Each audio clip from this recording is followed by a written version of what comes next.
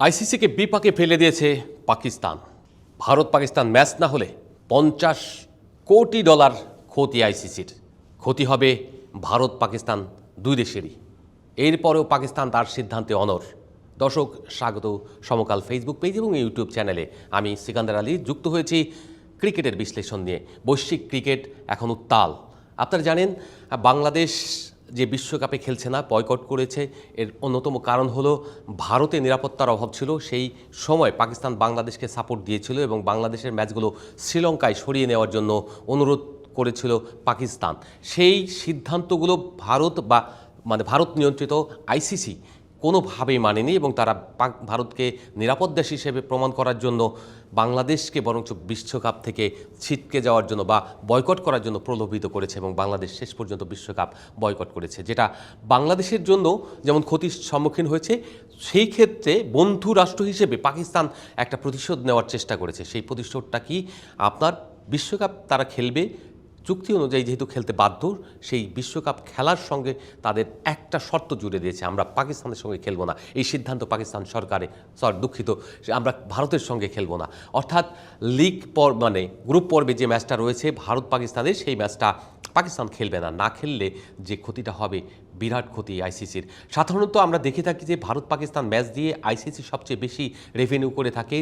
বিশ্বকাপ বলেন, champions trophy বলেন, কিংবা ওয়ান ডে টেস্ট চ্যাম্পিয়নশিপ, যেখানেই থাক না কেন, ভারত পাকিস্তান ম্যাচ রাখা মানেই হচ্ছে দর্শক, টিআরপি সব কিছু মিলিয়ে একাকার।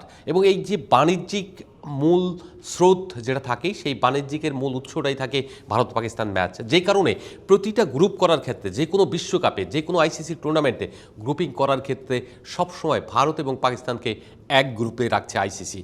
এই এক গ্রুপে রেখে সবচেয়ে বেশি রেভিনিউ ভারত থেকে হয়, কিন্তু এই ভারত পাকিস্তান একসঙ্গে খেলার কারণে কিন্তু আইসিসি সবচেয়ে বেশি রেভিনিউ পায়। কিন্তু যখন সবচেয়ে বেশি রেভিনিউ পাবেন, সেই ম্যাচের ইকুয়াল ডিস্ট্রিবিউশন হওয়ার কথা, কিন্তু সেটা হয় না। করে ভারত নিয়ে যায় maximum portion of income.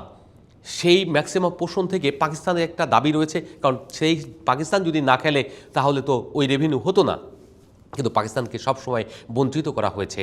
Pakistan সেই সুযোগটাও কিন্তু এবার দেখিয়ে দিল যে তোমরা আমাকে নিয়ে ব্যবসা করো, ব্যবসা করার পরে সেই প্রাপ্য ন্যায্য অধিকারটা থেকেও আমাকে বঞ্চিত করো। শুধু তাই নয়, বাংলাদেশকেও বঞ্চিত করে, কারণ বাংলাদেশ এই গ্লোবের যে ক্রিকেট দর্শক রয়েছে, বাংলাদেশ থার্ড লার্জেস্ট সমর্থক গোষ্ঠী নিয়ে কিন্তু ক্রিকেটকে বিশ্বমঞ্চে নিয়ে গেছে। তো সেই জায়গা থেকে বাংলাদেশকে যখন আপনি উপেক্ষা করবেন এবং এই অবস্থা তৈরি হবে, তখন পাকিস্তান সমর্থন দেওয়াতে অন্য দেশগুলোর এখনও এগিয়ে আসা উচিত। যদিও ভারতের নানা জায়গা থেকে এবং ভারতীয় যারা সাবেক ক্রিকেটার রয়েছেন, তারা নানাভাবে বলছেন যে পাকিস্তান অন্যায় করছে এবং তারা শেষ পর্যন্ত খেলবে এবং তারা না খেলার কোনো কারণ নেই। এই জায়গার থেকে বিকল্পভাবে হলেও কোনো একটা বুঝ দিয়ে আইসিসি তাদেরকে এই জায়গায় নিয়ে আসবে, কারণ যদি না খেলে তাহলে পাকিস্তানের যে ক্ষতিটা হবে, সেই ক্ষতি স্থায়ী ক্ষতি হিসেবে গণ্য হবে এবং তারা এই ক্ষতি পুষিয়ে উঠতে পারবে না। যে কারণে তারা এখন যে আলটিমেটাম দিয়েছে, সেই আলটিমেটাম থেকে শেষ পর্যন্ত সরে আসবে। এখন দেখা যাক পাকিস্তান তার জায়গায় থাকে কি না, সিদ্ধান্তে অটুট রাখে কি না।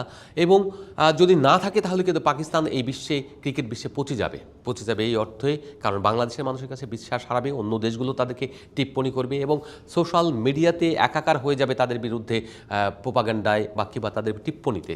তারা কিন্তু এইরকম একটা ঝুঁকি নেবে না। তারা নিজেদেরকে অপমান অপদস্থ করতে চাইবে না। এই ম্যাচ যদি বয়কট করে, তারা জানে যে তাদের ক্ষতিগ্রস্ত হওয়ার সম্ভাবনা অনেক বেশি। আইসিসি থেকে হয়তো 200 কোটি টাকা কিংবা তারও বেশি যে বাৎসরিক 2 কোটি 3 কোটি টাকা পেয়ে, $3 কোটি পেয়ে থাকে, সেই $3 কোটি হয়তো 3 কোটি টাকাই আইসিসি কেটে রাখতে পারে। তারপরেও পাকিস্তান সরকার যদি সিদ্ধান্ত নিয়ে থাকে এবং এই সিদ্ধান্ত বহাল থাকে, তাহলে কিন্তু আলটিমেটলি ভারত পাকিস্তান ম্যাচ হচ্ছে না, বিশ্বকাপ হয়েও হলো না। কারণ হচ্ছে কি, বিশ্বকাপ ঠিকই খেলা হবে, কিন্তু প্রতিটা ম্যাচের যে রেভিনিউ, সেই রেভিনিউ যখন হারাবে, টিভি রাইটসগুলি লস হবে এবং টিভি রাইটস হোল্ডার তারা আইসিসির কাছে ফেরত চাইবে এবং এই যে ফেরত চাওয়া, আইসিসি কিন্তু তার ব্যাংক থেকে এই টাকাগুলো দিতে হবে, তখন দেউলিয়া হওয়ার মতো একটা অবস্থা তৈরি হবে। যদিও ভারতের খুব বেশি ক্ষতি হবে না, কারণ ভারত আইপিএল কিংবা তার অন্য টুর্নামেন্ট দিয়ে অনেক রেভিনিউ আয় করে। সেদিক থেকে আমি যেটা বলতে পারি সেটা হচ্ছে যে পাকিস্তান ক্ষতিগ্রস্ত হলেও পাকিস্তানের এই তার অবস্থানে একদম অনড় থাকা উচিত এবং বাংলাদেশকে আরও কিছুদিন সমর্থন দিয়ে যাওয়া উচিত।